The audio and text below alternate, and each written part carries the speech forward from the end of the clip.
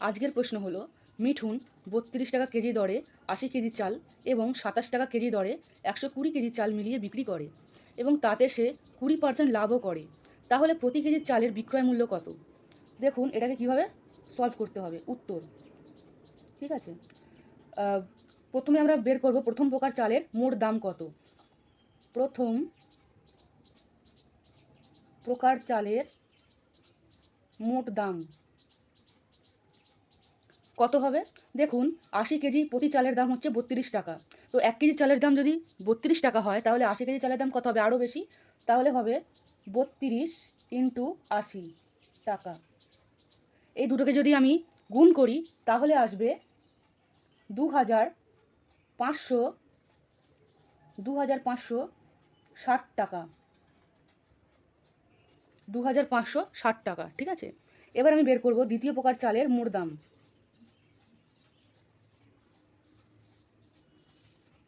দ্বিতীয় প্রকার চালের মোট দাম, দেখুন এখানে কি বলছে 120 কেজির চালের প্রতি কেজির দাম হচ্ছে 27 টাকা করে।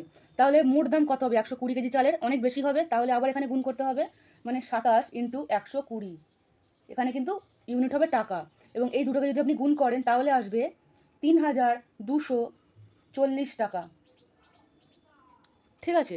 তাহলে দু প্রকার চালের মোট দাম আমি বের করে নিলাম, এবং এইগুলো কিন্তু মেশানো হয়েছে, ঠিক আছে, মিশিয়ে 20% বেশি করে দাম করে বিক্রি করা হয়েছে। তাহলে আমরা দেখি মোট দাম, মোট দাম কত হবে? 2560 টাকা প্লাস 3240 টাকা। তাহলে কত এলো? 0, 4 4 10, 0 হাতে 1, 5 রেখে 6, 7 8, আর 3 4 5, 5800 টাকা চালের মোট দাম। এবং দেখি মোট কত চাল ও মিশিয়েছে, মোট চালের পরিমাণ সেটা হচ্ছে এখানে হচ্ছে 80 কেজি প্লাস এখানে হচ্ছে 120 কেজি, তাহলে হবে 200 কেজি। 200 কেজি চাল সে মিশিয়েছে এবং তার 20% টাকা দাম করে বিক্রি করেছে। তাহলে আমি এটাকে ধরে নেবো ক্রয় মূল্য, মানে এত টাকার চালকেও 20% লাভ করে বিক্রি করেছে। তাহলে 20% যদি সে বাড়িয়ে বিক্রি করে তাহলে তার বিক্রয় মূল্য কত হবে? চালের বিক্রয় মূল্য, দেখুন এই টাকাটার ওপরেও 20% লাভ করেছে। তার মানেটা কি? কোনো জিনিসের দাম যদি 100 টাকা হয়, কোনো জিনিসের দাম যদি 100 টাকা হয়, তাহলে আমি সেটাকে 20% বাড়িয়ে যদি বিক্রি করি তাহলে বিক্রয় মূল্য কত হবে? 120 টাকা, ঠিক আছে না? তাহলে হিসাবটা আমি এখন 120 টাকার উপরে করবো। কেন? কারণ আমার বিক্রয় মূল্য হচ্ছে 120 টাকা, এটা তো ছিল ক্রয় মূল্য, 100 টাকায় ধরুন কিনেছিলাম, এবং 20% দাম বাড়িয়ে আমি বিক্রি করেছি সেই জিনিসটাকে। তার মানে কি প্রতি 100 টাকায় 20 টাকা করে বৃদ্ধি পেয়েছে। তাহলে দেখুন বিক্রয় মূল্য কী হবে? 120 টাকা, এবং আপনার ক্রয় মূল্যটা সবসময় নিচে থাকে। 100 টাকা ছিল ক্রয় মূল্য, কিন্তু আপনি এটা বাড়ালেন কার উপর? আপনি এটা বাড়ালেন 5800 টাকার উপর বাড়িয়েছেন, তাই জন্য গুণ 5800 টাকা।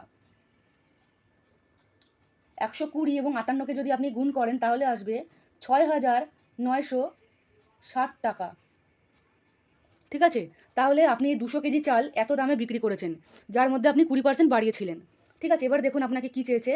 এটা তো আমি টোটাল যে চালের দাম 200 কেজি চালের দাম পেয়ে গেলাম, কিন্তু আমাকে চেয়েছে প্রতি কেজি চালের বিক্রয় মূল্য করলো, প্রতি কেজি। তাহলে কি হবে? প্রতি কেজি চালের বিক্রয় মূল্য